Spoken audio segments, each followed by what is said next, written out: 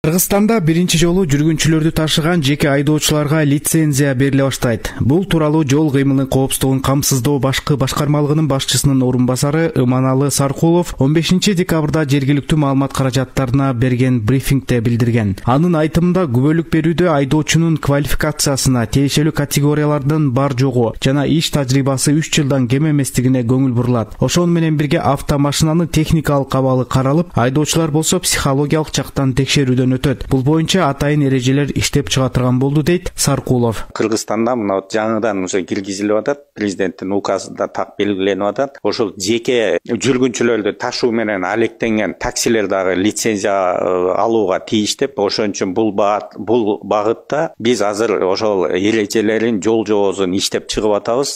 Бул жерде көп маселе бар. Негизги лицензия берүү маселеси бул Кыргыз Республикасынын лицензия алуу жана уруксат берүү боюнча мыйзам ошонун негизинде берилет, бирок ал эрежелер жаңы иштелип чыгып, ошо жаңы каралып атат. Такси айдоочуларына лицензия берүү боюнча комиссиянын курамына ички иштер министрлиги эле эмес, коомчулуктун өкүлдөрү да кирерин жол кыймылынын коопсуздугун камсыздоо башкы башкармалыгынын башчысынын орун басары кошумчалады. Эксперттер коомчулукку алыскы жолдордогу автокырсыктардын басымдуу бөлүгүн өз билемдикке салып, жоопкерчиликсиз мамиле менен автомашина айдаган такси айдоочулары жаратат деп эсептейт. Ошондуктан алардын ишмердүүлүгүнө уруксат берүүчү документ ар кандай башаламандыктарды жоюп, тартипке салат, дейт Кыргызстандын жүк ташуучулар ассоциациясынын төрагасы Темирбек Шабданалиев биринчи радиого берген маегинде. Ошондуктан лицензия бул бир кандайдыр бир тартипке алып келе турган документ. Мисалы үчүн лицензия алыш үчүн булар машинелерин оңдоп, тазалап, жууп тазалап, анан техникалык жактан абдан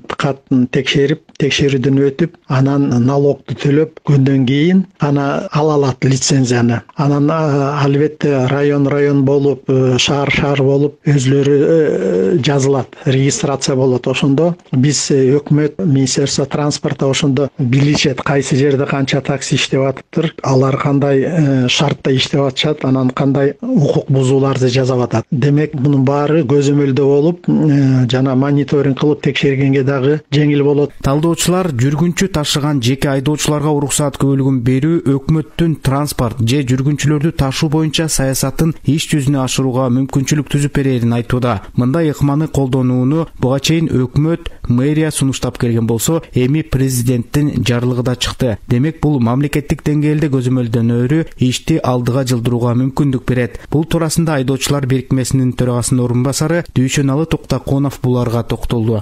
Конечно, бир жерден көзөмөл болуш керек, мамлекеттик көзөмөл болбойт. Мен деле айтып атам, Техас мотор деген жок азыр. Частный берип койгон, мамлекет аркылуу болгондо мамлекет көзөмөл болмок. Анан булардыкы дагы транспорттук абалы, транспорт ошол таксовать эте турган, ошол жарайбы, өзүнүн ошол стажы жетеби, деңгээли жетеби дегенде ошондой медкомиссиядан өтүп, атайын транспорттук каражат Техас мотордон өтүп, анан ошо лицензия алыш керек да. Бул эч кандай эч жерде көзөмөлдөнбөйт азыр. Жол көзөмөл кызматынын жетекчилиги менен да көпчүлүгү кесигип сүйлөшүп калам, эч кандай көзөмөлдө албайсыз деп. Бул телефондор аркылуу заказ алат да кетти. Сиз такси экендиги керек болсо билбейсиз да. Анан буларга мүмкүнчүлүк бериш үчүн закон ченемдүү жанагы арзан болсо да мен деле эметпейм, конечно. Бир болбогон тыйындарды төлөп буларга атайын ошо уруксат бере турган кагаз керек. Булардын уруксаты жок мисалы да. Серепчилер лицензия берилгенге жараша анын аткарылышы дагы өзгөчө көзөмөлдөнүүгө тийиш экенин билдирүүдө. Андагы талаптарга жооп бербестен автомашина айдап чыккандарга чара көрүлүшү, айыптын салынышы сөзсүз керек деп эсептейт. Ошол эле учурда айдоочуларга уруксат көбөлүгүн берүүчү орган менен алуучунун ортосундагы коррупция болбош үчүн бардыгы ачык айкын болушу шарт дешет эксперттер. Урмат Жээнбеков, биринчи радио.